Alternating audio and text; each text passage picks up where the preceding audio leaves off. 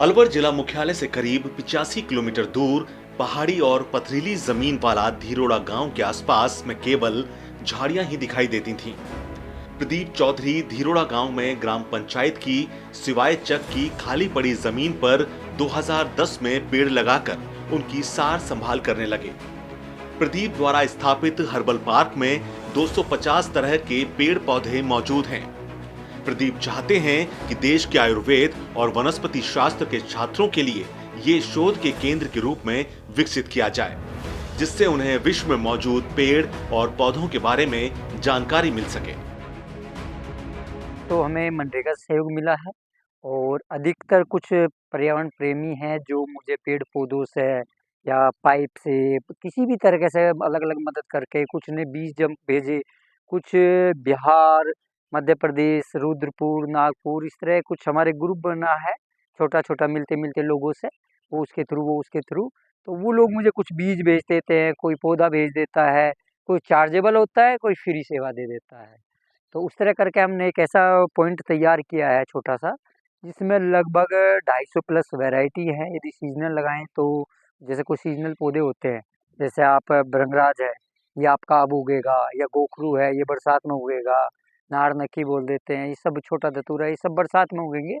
ऐसे कुछ पौधे हैं जो केवल बरसात में उगते हैं, कुछ ऐसे हैं जो सर्दियों में ही उगते हैं। तो इस तरह मिलाया जाए तो लगभग 300 वैरायटी के यहाँ पे पेड़ पौधे छोटे बड़े हैं। धीरोड़ा में जो नर्सरी है, हर्बल नर्सरी के नाम से, और वहाँ पर जो गौशाला है, वहाँ पर स्थानीय लोगों ने, सभी लोगों ने, चारों तरफ के ग्रामीणों ने मिल करके उसको वहाँ पर विकसित कराने का काम किया।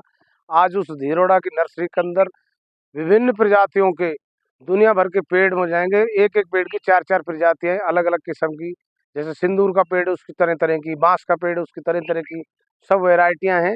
और वहाँ पर जो उसका आप फिलहाल जो चलन कर रहे हैं, वो कर रहे हैं देख रेख, वो आदमी एक सन्यासी के रूप में, एक मिशनरी के रूप में, प्रकृति प्रेमी के रूप में उस स्थान को डेवलप कर रहा है। बरगद के पेड़, नीम, गूलर के पेड़, पीपल के पेड़, दुनिया भर के बहुत बड़े बड़े पेड़ हैं जो कि कई किलोमीटर तक है।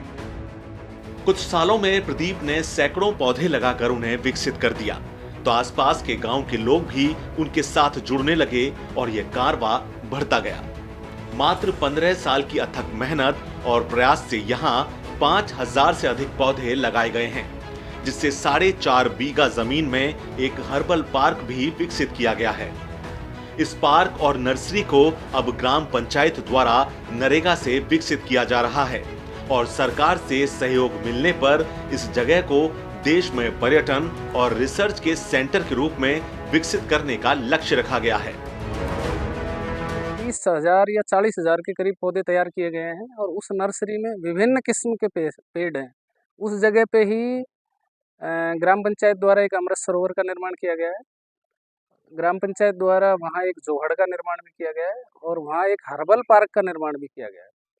और इस नर्सरी से पिछले वित्तीय वर्ष में ग्राम पंचायत को करीब 3.5 लाख रुपए की आय हुई है और वहाँ के गाँव के लोगों का सामुदायिक सहयोग भी मिला है। और इस नर्सरी के पेड़ों से जो अभी राजस्थान सरकार का हरियालो राजस्थान अभियान चल रहा है, उसमें हम उपयोग करेंगे। के आसपास के एरिया में इस तरह का कई जिलों तक शायद ऐसा हर्बल पार्क नहीं होगा। लगभग 300 के करीब इन्होंने जड़ी बूटियां ऐसी दुर्लभ जो शायद सुनने को भी ना मिली हो, देखना तो दूर है, वो इस तरह का इन्होंने हर्बल पार्क लगाया है। नर्सरी के माध्यम से लोगों को प्रेरित कर रहे हैं। सब तरह के पौधे, मतलब अच्छी अच्छी किस्में जो हैं लोगों को देते हैं। और धार्मिक आस्था का भी स्थान है। हर साल यहाँ दूर दूर से संत जन आते हैं, तप करते हैं। आसपास के लोगों का आस्था का केंद्र भी है। इस एरिया में सर करीबन ये 5000 जो पेड़ हैं अब तक ये लगा चुके। इतने मेहनती आदमी है ये कि खुद बीमार होते हुए भी इन वृक्षों को, पेड़ों को, पौधों को दिन प्रति दिवस ये पानी सिर पर ढो करके फिर ये पानी इन पौधों को डाल के इनको विकसित किए। शुरुआत में ये हालत था कि यहाँ पानी नहीं था सर, बिल्कुल भी। नज़दीक में कोई कुआं था इस पर्वत के उस साइड में, वहाँ से ये कुएं में से पानी निकालते थे, सिर पर रखते थे और इन पेड़ों पे डाल करके इनको तैयार किया है। आज तो यहाँ फिर पानी की व्यवस्था हुई। अलवर जिले में इस सेंटर से राज्य के कृषि मंत्री किरोड़ी लाल मीणा और अलवर जिला कलेक्टर सहित अधिकारियों की मौजूदगी में वंदे गंगा जल संरक्षण जन अभियान की शुरुआत की गई थी। प्रदीप जैसे पर्यावरण प्रेमियों की बदौलत राज्य में वन क्षेत्र बढ़ता जा रहा है। ब्यूरो